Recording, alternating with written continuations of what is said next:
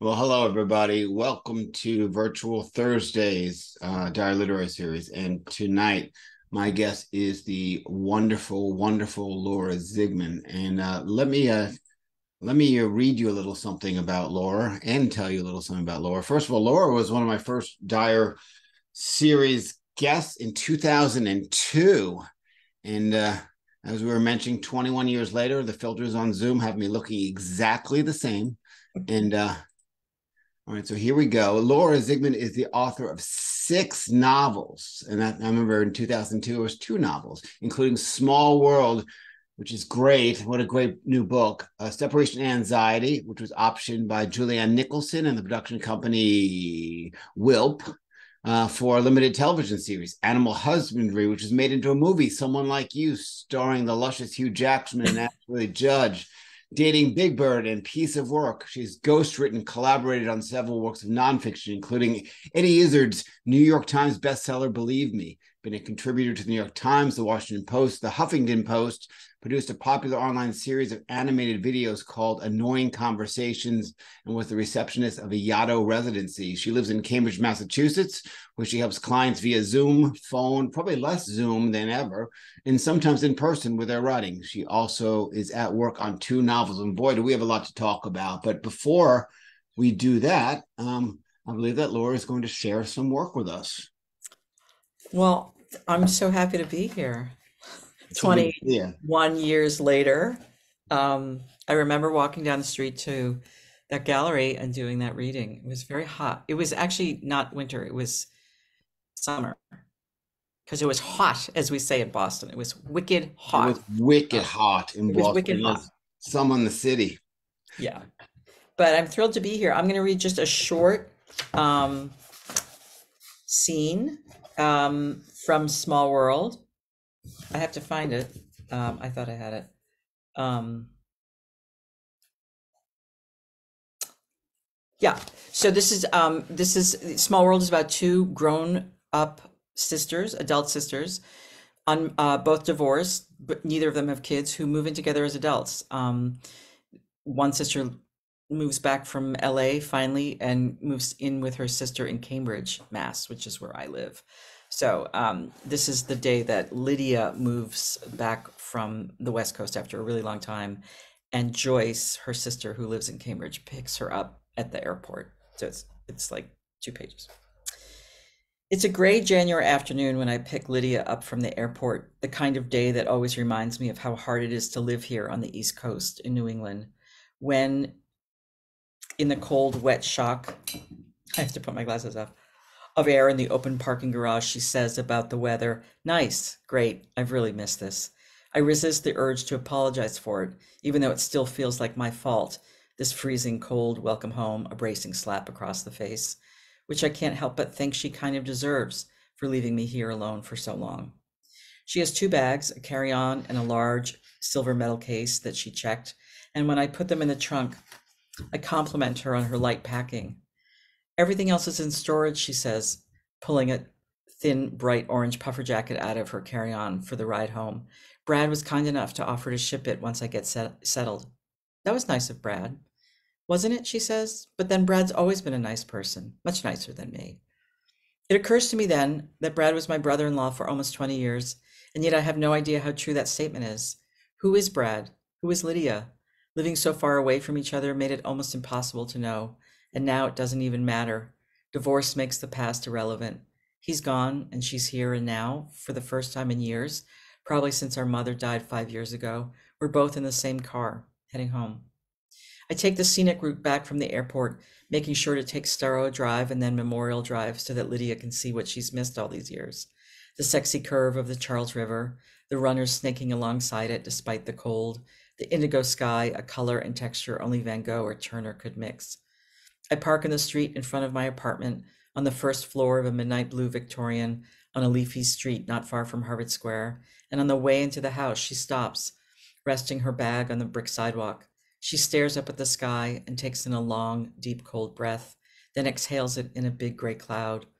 All the trees are bare, and the tiny bit of light that guided us home from the airport is fading fast. Winter, she says softly, reverentially, looking at me over her shoulder with an unusually sweet smile. Somewhere nearby, someone's fireplace is lit and we can both smell it. I've kind of missed it, she says. For a second, I step outside myself. My sister, who has not lived here in decades, is finally back on her way into my apartment where the two of us are about to be roommates for a while. Suddenly, too late, I'm terrified. This could be a disaster. It likely will be a disaster. All the old wounds of childhood and beyond will definitely resurface, and then we'll fight, and then we'll be stuck together in the same house for who knows how long. And then she'll leave, and it will end badly, very badly, so badly that we might never talk to each other again after that. Whose idea was this? I don't believe you, I say. I said I kind of missed it, not that I really missed it. She pulls on her bag and follows me up the walk and inside the vestibule. As I lead the way, I think I hear her say, I'm so excited to see your place again, but part of me is certain I imagined it.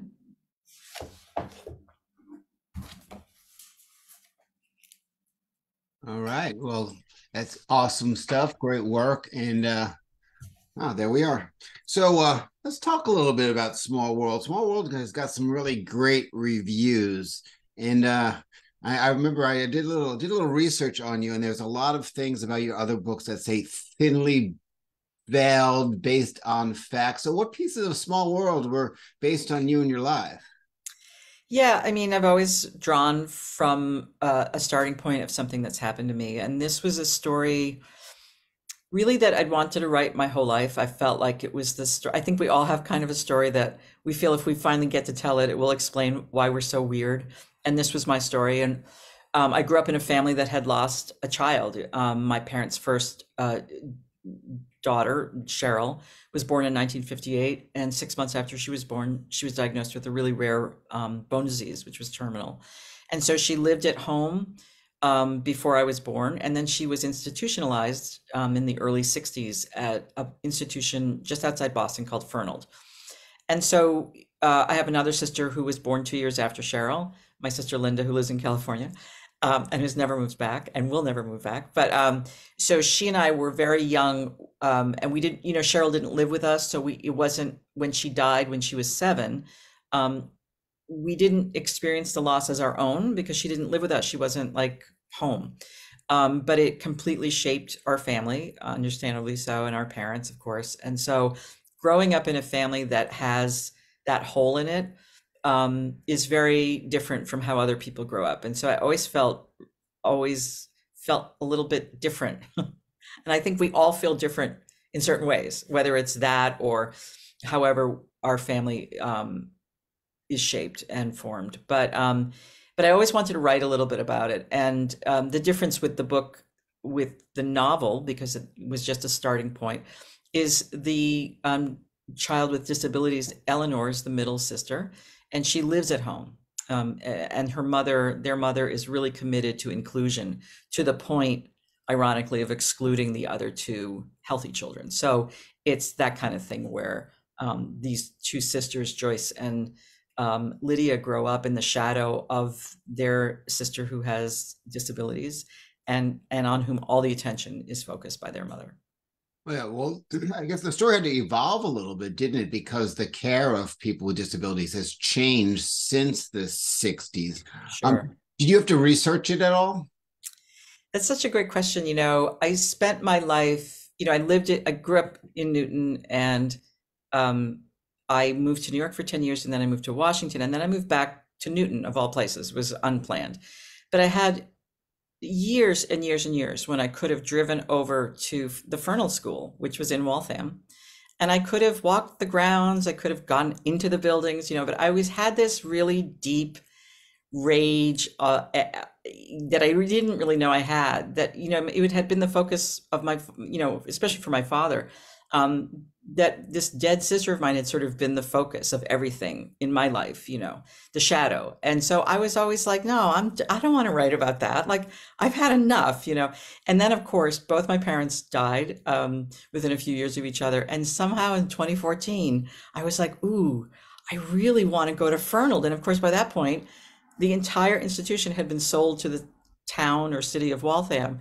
And I was literally trespassing. I got in one entrance and was chased off by a police car. But I was too late, and it will always be this kind of thing where I wish I had just gone earlier, but we're only ready when we're ready. So I did do research, and um, sort of interesting, the very, very short version is that in Massachusetts, the privacy laws are so tight compared to other states that I really can't get much research on Fernald or on my sister. I have to get a lawyer and I have to establish guardianship, even though she died 50 years ago. And it's very complicated. So I've done a certain amount of research that I was able to do. I'm sure they don't want you to unveil anything extra. But I mean, I know a lot of people that Exactly. I know a lot of people that worked there that probably could have helped you out. But Yeah. when you came back to Newton and you visited the grounds, did you feel that because of your parents passing, you had more permission to do so in a way? Like that your sister was part of them rather than part of you? Yeah, that's a really good question too. Yeah, I think once they were gone, I certainly don't think I could have written this book if they were still alive. Part of it would have been that they would have loved a book that had Cheryl in it, or was based on her and dedicated to her, dedications to her. But they would have loved that part. But they also, I probably wouldn't have been able to be as frank in my description, even though the parents are fictionalized. Parts of it are not fiction, and even though they would have read it, they probably wouldn't have even recognized themselves, because I think a lot of times people that you write, you think they're going to know it's them, and they don't think it's them because they think, oh, I would never do that. But I definitely think, it gives you a freedom to write the story that you need to write. So yeah. As a writer, when you're using pieces of your life and you are changing as a human being, but you're also changing as a writer, as you know, as you continue and get more seasoned, if that's at all possible, which do you think is a greater effect? Moving on to a timeline of your writing or moving on a timeline of your life and how it affects your writing? See, Tim, these questions so great. I think it's both, I think it happens, if you're lucky, it happens simultaneously. I mean, I definitely grew as a person. Um, I had a really bad decade, a really bad 10 years, of family stuff and illness and all this other stuff. And, it's really when I stopped writing. I had terrible writer's block for over a decade. And it was because my whole life was consumed with all, with life stuff. And I think that really cracked me open in a way, so that when I finally did go back to writing fiction, which took 10, it was a very long break, involuntary break, but I had no interest in kind of writing the, kind of smart alecky stuff I had written before, even though the stuff I'd written before also had depth to it, but I was not interested in that anymore. I really wanted to go much deeper, and separation anxiety was, did that for me too. Really wanted to write about middle age and what it feels like to experience a lot of loss, and not sugarcoat that, not make marriage seem like it's so great, and lie and everything. And I just wanted to be really, and have it be, funny too. But and same with this. I really wanted to tell this story of what it's like to grow up in a family where you're kind of invisible, and how it affects your life. And these two sisters are the product of, you're affected by your childhood all the time. And so I wanted to write about that. Yeah, I think a lot of people, if they're going to write about middle age, they're going to write according to the folks I talk to, they're going to write a one-page book that just says the end. But my question has to do with the irony. So separation anxiety had to do with a marriage separation, but it was released right before the pandemic. So like, how did that go? And did you think like, how is this connected here?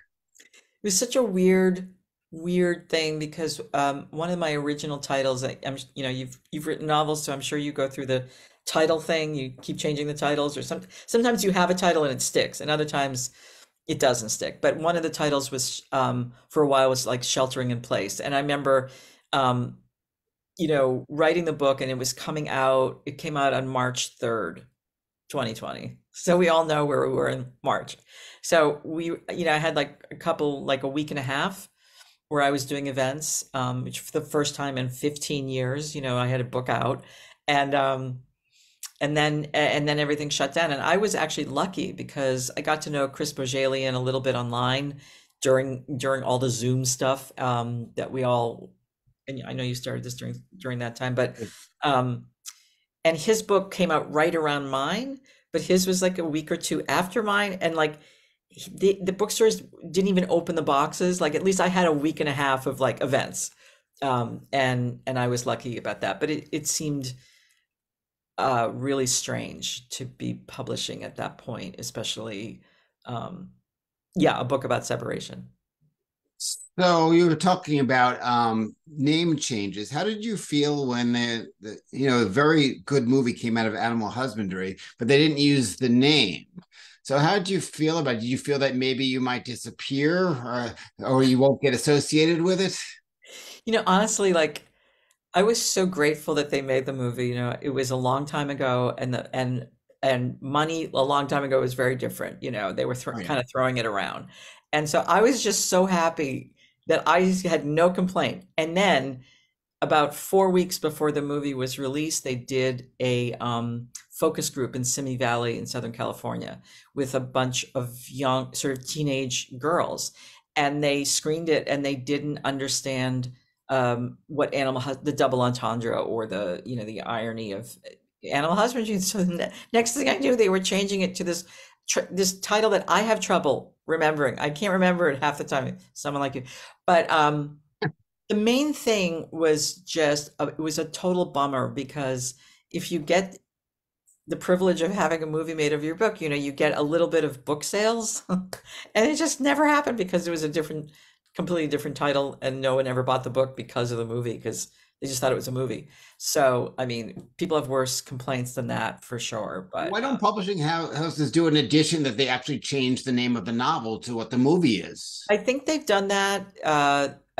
There's certain Netflix series that they have changed. They have changed it to the title of the series, but I think those things have been way more successful than, Animal Husbandry or my film was. So it just happened. So Whatever. you basically said you try to get away from the smart alecky type of writing that you had earlier with separation anxiety and now with Small World. But in Small World, you have a whole like neighborhood social media group, which totally comes off as if you ever follow those groups, like that, there's a helicopter going on. What's that about? And I was wondering, like, how much satire can you fit comfortably into a book that's as serious or deals with such serious subject matter as Small World? Yeah, I think that was the challenge. My I'm always drawn to the black humor and things. So to me, even with a subject like this, which is really heavy, there are parts of this book that are really sad and very heavy. And I really did want to balance it because you have to think of like the reader, it's a lot.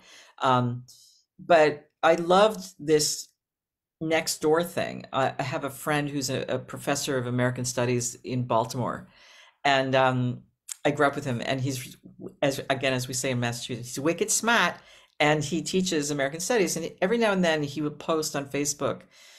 He would take a post from his Baltimore listserv, which is essentially Nextdoor, and he would just post it on Facebook, and he would just cut the post into lines of poetry, and he would post it, and I was like, this is genius. I remember getting in touch with him and saying you should do a book of these and blah blah blah. But then I stole the idea with his permission, and I acknowledged him in the book. But I just loved it, and I spent, as a writer, you spend a lot of time procrastinating, and so a lot of my time when I was blocked or I couldn't write, figure out what to do next, I spent on Nextdoor, looking at all these great, I had all these different topics, turkeys and bad neighbors and all this lost cats and everything, and I had all these categories, so I was able to do my research, and make poetry out of it. And the first draft of the book, I used all the posts, actual posts from Nextdoor, and I turned the draft into my editor, and she loved the poems, and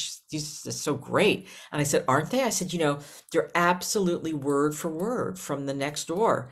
I love that it was so complete. You didn't have to change a word. It was so absurd. And she said, oh, I don't think you can do that. It's kind of like legally, she said, I don't think you can actually do that. So I had to rewrite them all.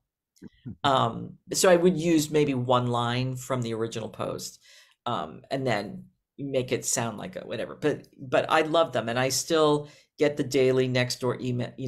Email. It's just so fun, so ridiculous.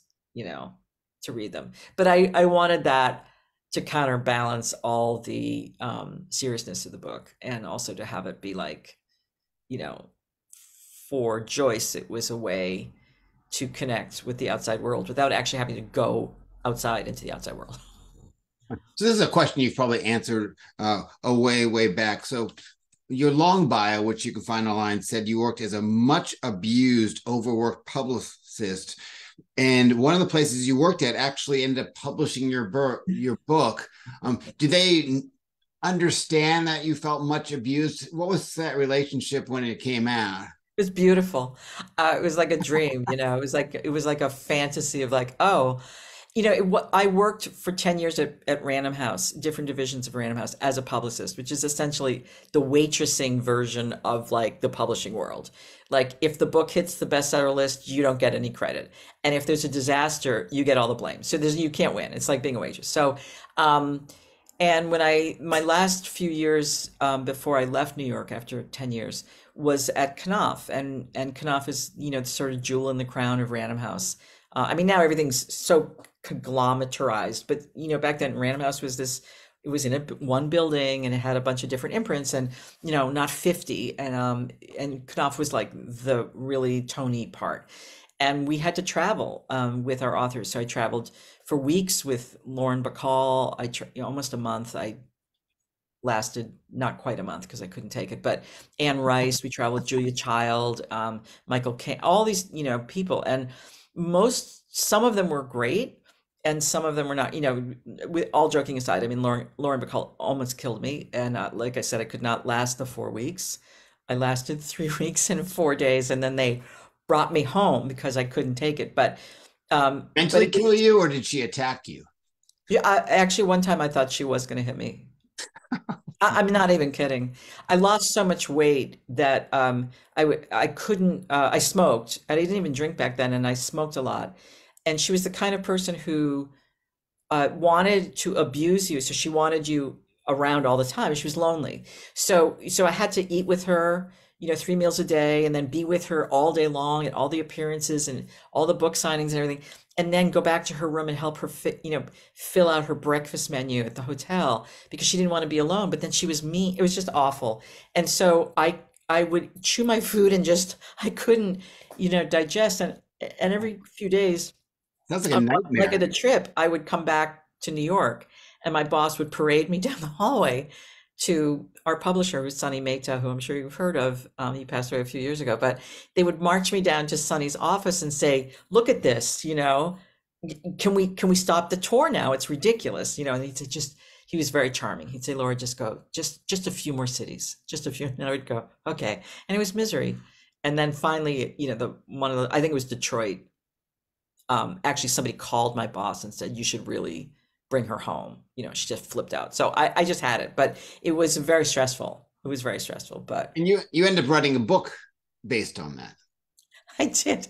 It was part of my fourth novel that I don't think very many people read. So I could actually recycle some of that into another book. But yeah, it was a publicist who goes back to work. Do you have still have Lauren Bacall nightmares at all? Or? I did for a while.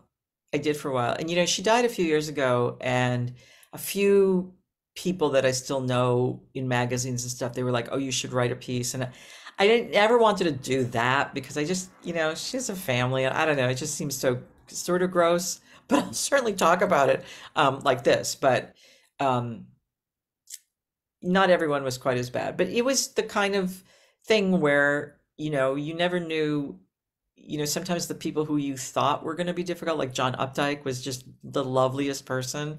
And then you get a first novelist who was just a complete asshole and, really made you jump through. So you never knew where it was coming from. But I took the job very seriously. In fact, now it's really strange, I think, in publishing because you have a lot of editors who are still in the working, editors who are publishing novels and agents who are publishing novels, and it gets kind of blurry a little bit. And when this was, almost 30 years ago, but or over 30 years ago, but I really never told anyone that I wrote. I certainly never talked about it with my authors. I kept it very quiet because I felt like my job was my job, and I owed it to them to really be talking about their writing. Like, it wasn't my time, and so I kept it kind of quiet. And So you use that skill to compartmentalize, but do you still compartmentalize around? I mean, you're a novelist. You're working on optioning and working on possible series. There's your work, and then you've worked as a ghostwriter. Are those all? They all feel different to you, or does it just feel like life? both, I turned to ghostwriting because I was so blocked. I had um, a lot of stuff, as I said, going on at home with my own family, a lot. It was a terrible decade. And I couldn't write. I couldn't write my own fiction. And so I ended up, as the young people say, pivoting to ghostwriting because it was a way to earn a living and it was a skill. Writing is a skill, and I had that skill. And ghostwriting is the thing, you have to write in the person's voice. And if you're a fiction writer, that's what we do. And so I was really lucky that one of my first gigs, I got the job. They were like, "Do you want to do this book?" It was for a television matchmaker. It was horrible, but I said yes. Of course, I had no idea what to do, and I had met this really big ghostwriter who lives in Boston, lives in Newton.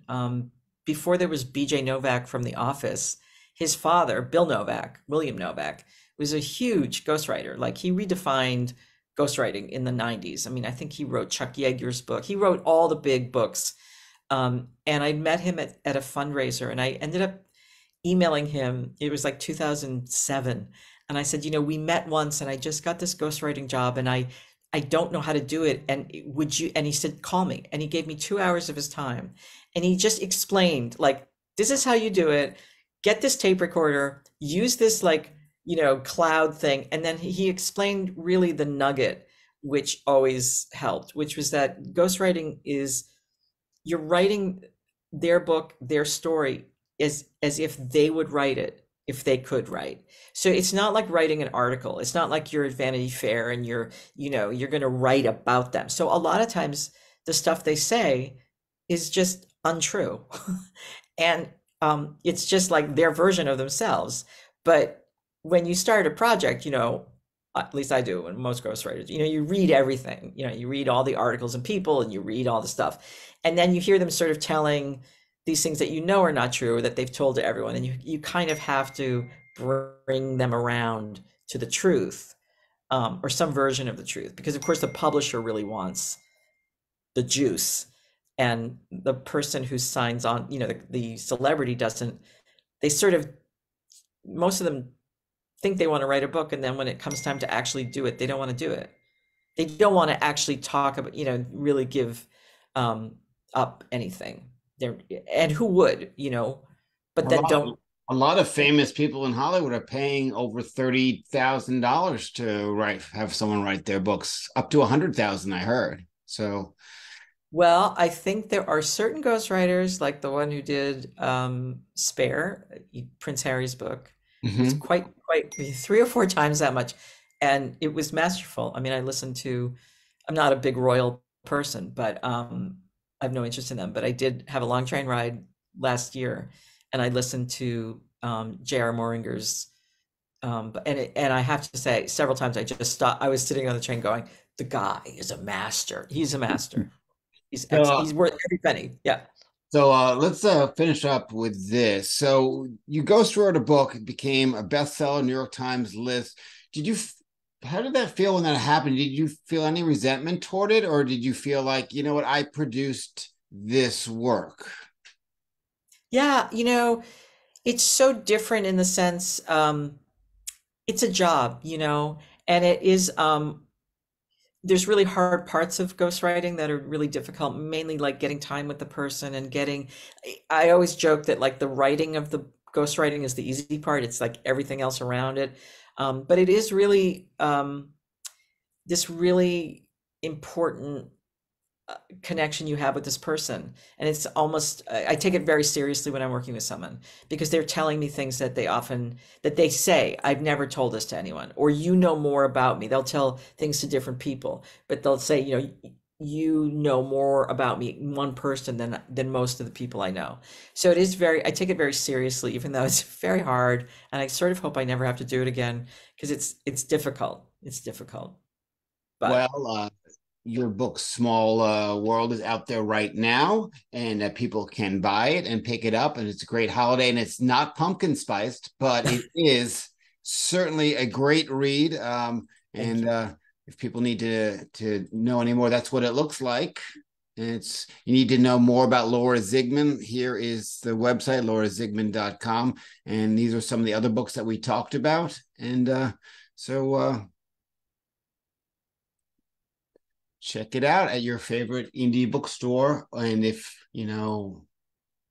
anywhere is the bottom line. So we all want to sell books. Laura, thank you so much for being on the show. It was really great to see you and talk to you. Same. What a pleasure. Thank you for having me. Good luck with your work. Thank you so much. Look forward. And folks that are watching the live stream, I know you're out there because I saw the numbers. If you want to come in for the open mic, we got some slots for you. So just use the Zoom link, and I'm gladly welcome you in. So come on in. And Laura, thanks again. Thank you so much. Take care.